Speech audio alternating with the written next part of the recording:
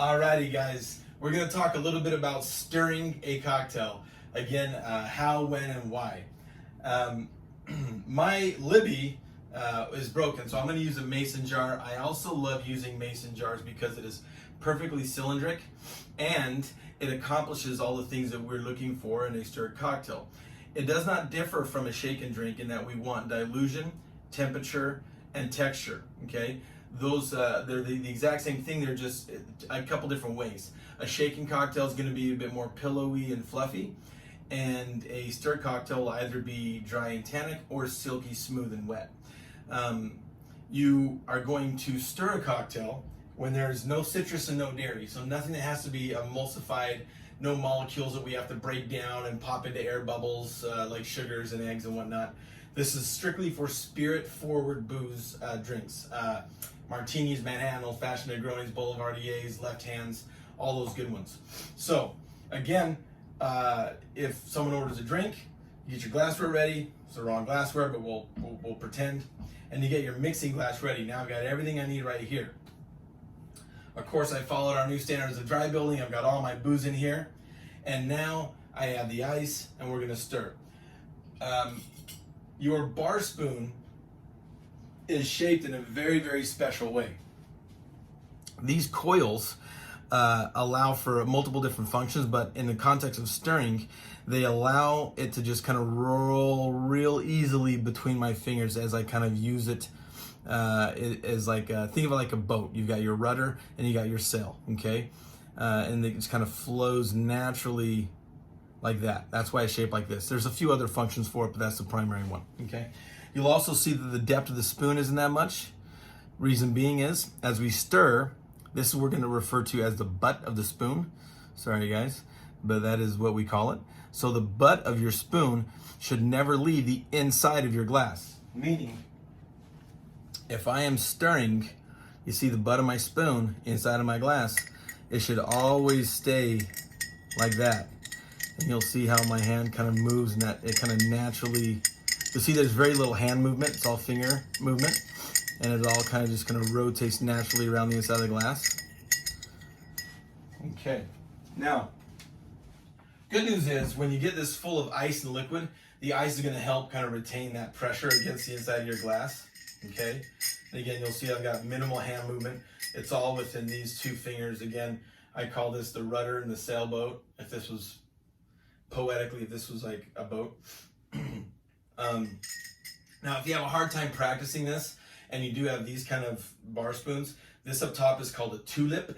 This is kind of cheat codes. You can just flip it upside down, and you can make sure that doesn't leave the glass, and you can kind of stir that way. I do not like doing that. I'm a bit of a purist, but I've got buddies that do it. It is meant for more of a volume atmosphere, but they seem to enjoy it. I'm the traditionalist. I like to use the butt of the spoon. So, how long do we stir?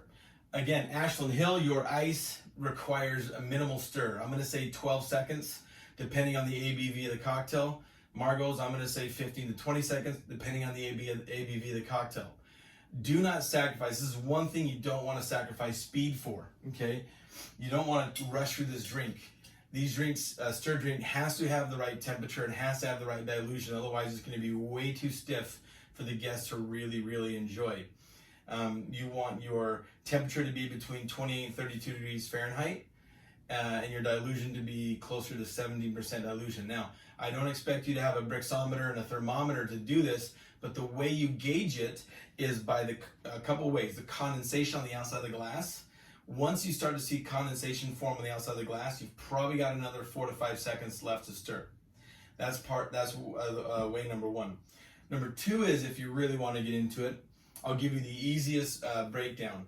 If it is a spirit that lives in the 80% range, okay, you're looking at, and it's oaked, like bourbons, rye, scotches, so on and so forth, you want to be around 15 seconds stir, okay? It doesn't matter how many times, just 15 seconds at a nice rhythm.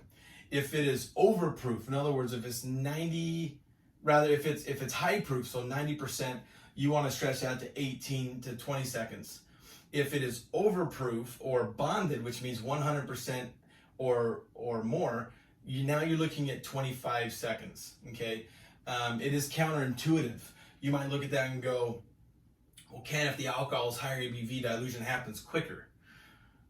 In essence, yes, but if you filled your mixing glass up fully with ice and you've got surface area, the volume of the ice is greater than the volume of the booze, then it will slow that down, and you need a little extra time to create the perfect dilution for that hot of a drink. When it gets that hot, when we're talking 107% like Smith and Cross rum or anything like that, it needs to be more palatable, and then we need to calm that texture down. The only way we do that is by time. Okay, time equals dilution.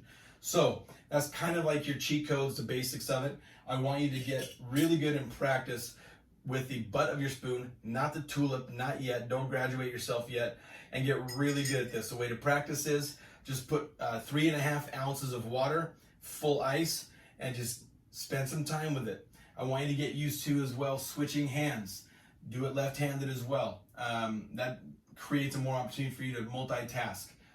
Stirring a cocktail is one of the very, very first ways that cocktails are actually mixed, and this technique has not and probably will not ever change. So hopefully that helps, guys. If you have any questions, again, please email me or text me. We can go over all of the delicate nuance of this stirring technique another time. Thank you, guys, and cheers.